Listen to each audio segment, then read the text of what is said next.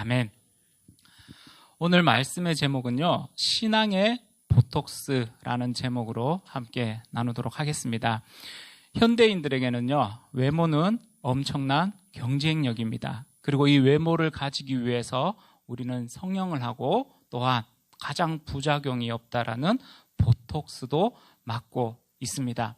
이 외적인 모습을 추구하다 보니까요, 우리에게는 명품 차도 있어야 되고요, 명품 옷도 있어야 되고 명품 가방도 있어야 됩니다. 눈에 보이는 것이 너무나 중요한 시대가 되었습니다. 그러나 외모가 나쁘다는 게 아니에요. 외모도 정말 중요하지만 이 외모, 눈에 보이는 것이 모든 것을 대변하지는 않습니다. 외모적으로 가장 뛰어난 사람들이 누구예요? 바로 연예인들입니다. 많은 돈을 가지고 많은 부와 명예를 가지고 있지만 그들이 요즘 하는 행태를 보면 어떻습니까?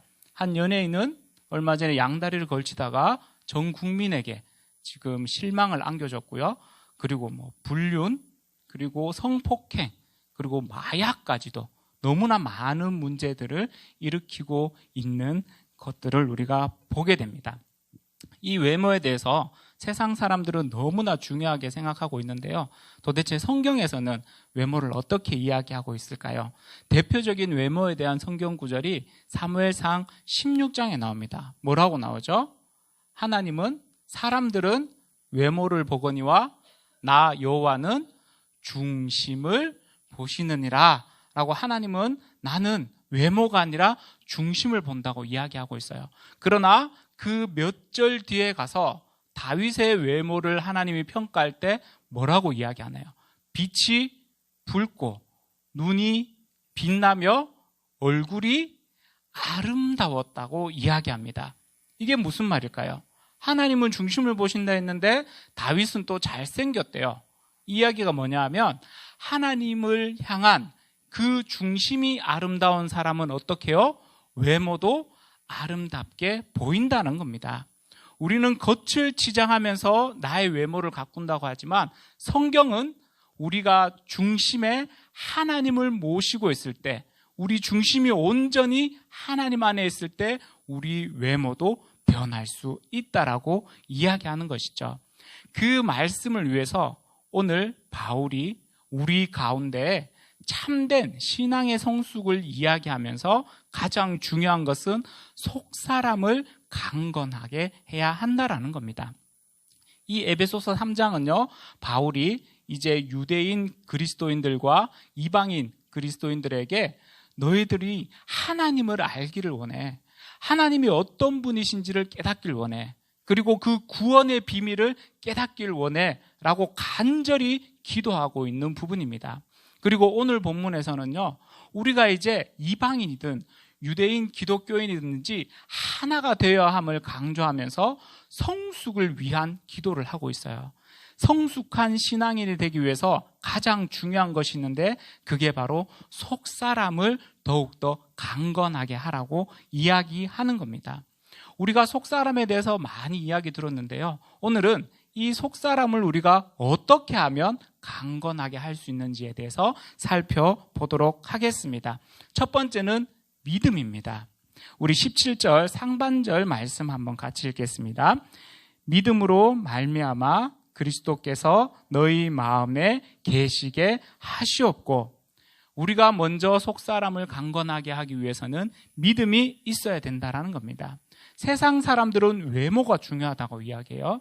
세상 사람들은 이 세상을 살아갈 때 스펙이 중요하고 돈이 중요하다고 이야기합니다. 맞습니다. 아주 중요한 것이지만 이것들이 모든 것을 대신할 수는 없는 거예요. 저는 IMF 세대입니다. 이게 뭐죠? 국가 부도 사태를 99년도에 정면으로 맞았던 사람이에요. 너무나 많은 돈을 가지고 있었고 너무나 부자였던 집, 그리고 많은 사람들이 한순간에 무너지는 것을 봤습니다. 그리고 권력이 영원할 것 같지만 어때요?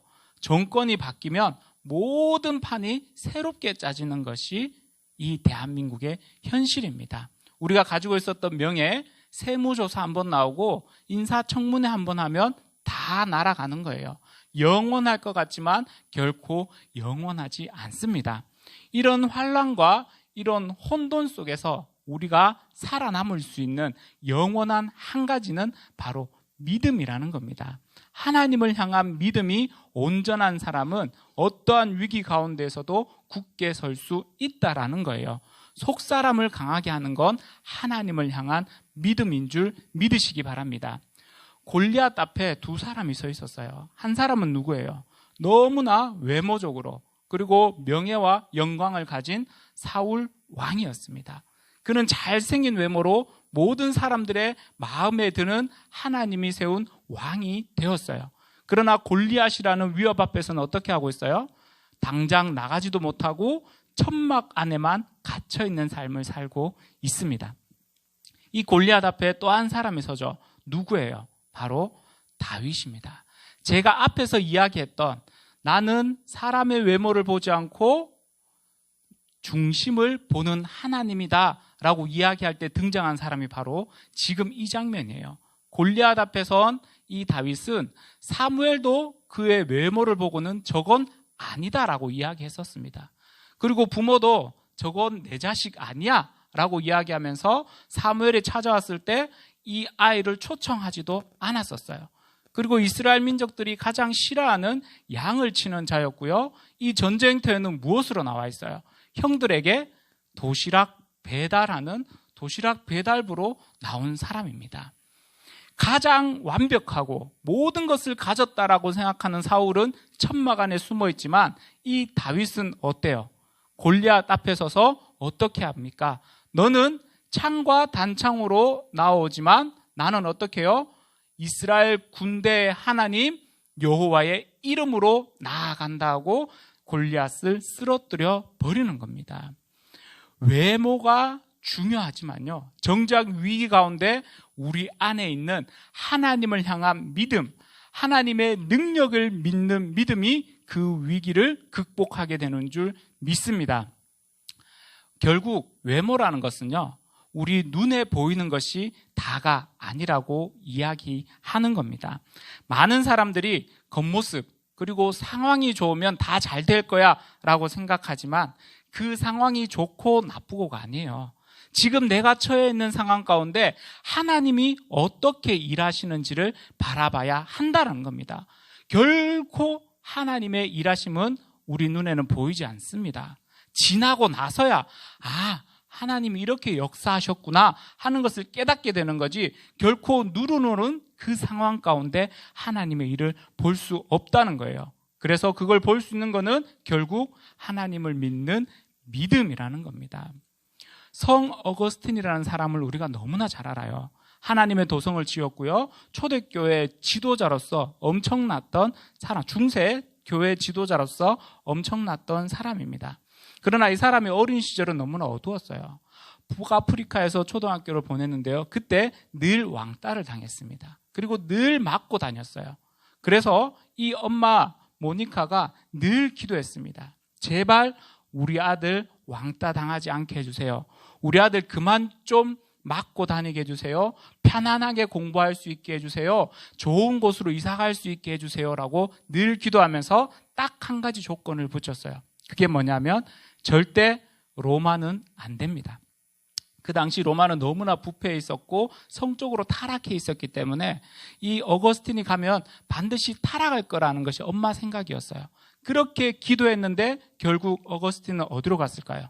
로마로 갔습니다.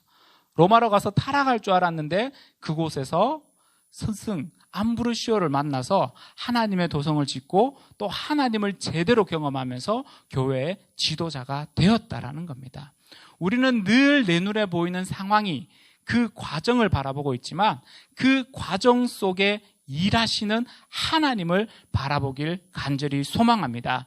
내 눈에는 보이지 않지만 믿음의 눈으로 하나님을 바라보고 그 능력대로 오늘 하루도 승리하는 여러분들 되길 간절히 소망합니다. 그래서 히브리서 11장에 이 말씀, 믿음에 대해서 이렇게 증명합니다. 믿음은 바라는 것들의 실상이요 보이지 않는 것들의 증거니, 우리 속에 하나님을 향한 그 중심, 그 믿음이 온전히 서서 오늘 하루 가운데에도 여러분들의 삶 가운데 승리하길 간절히 소망합니다.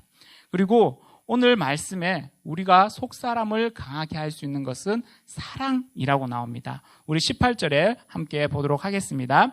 능히 모든 성도와 함께 지식에 넘치는 그리스도의 사랑을 알고 단순한 나의 사랑이 아닌 세상적인 사랑이 아닌 누구의 사랑이라고요? 그리스도의 사랑을 알면 우리가 강해진다라고 이야기합니다. 저는 사랑을 이렇게 정의했었어요. 사랑은 아름다운 것, 사랑은 기쁜 것, 사랑은 즐거운 것, 이렇게 정해놓고 연애를 시작하니까 어떻게 돼요? 거의 6개월이 지나면 이 환상이 깨지기 시작해요. 그래서 많은 연애를 경험했지만 대부분의 연애가 2년을 넘기지 못했습니다.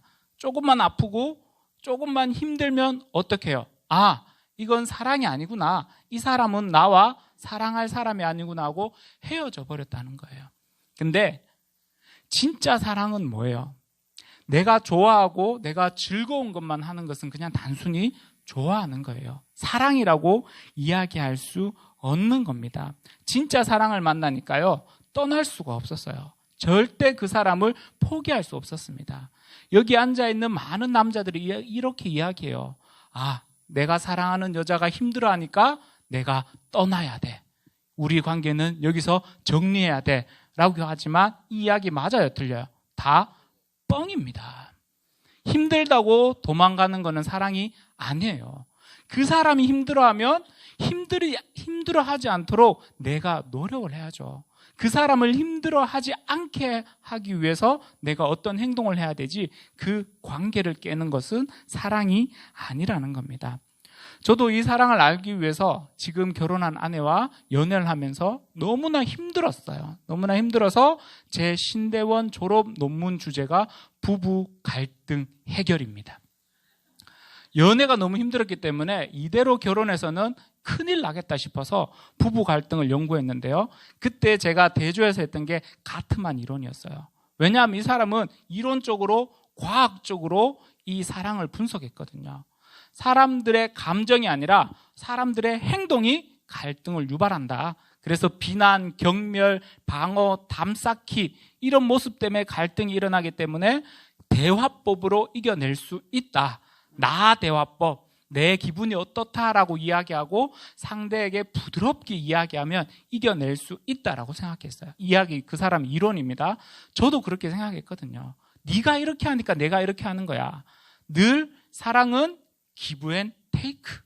사랑은 제로섬 게임이야. 50대 50. 내가 50을 줬으니까 너도 50을 줘야지. 내가 줬으니까 그 사랑 너도 줘야지 라는 생각에 이 이론을 갖다 댔는데 해결됐을까요? 안 됐을까요? 해결이 안 되는 거예요. 도저히 해결이 안 되는 거예요.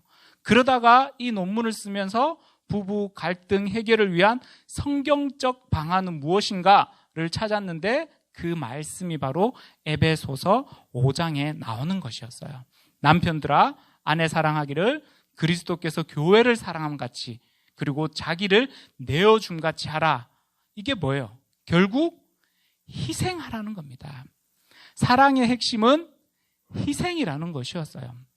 너무나 충격이었습니다. 예수 그리스도를 내가 20년 넘게, 30년 넘게 믿었었지만 예수 그리스도의 사랑의 핵심이 희생이라는 것을 이때 처음 알았다는 거예요.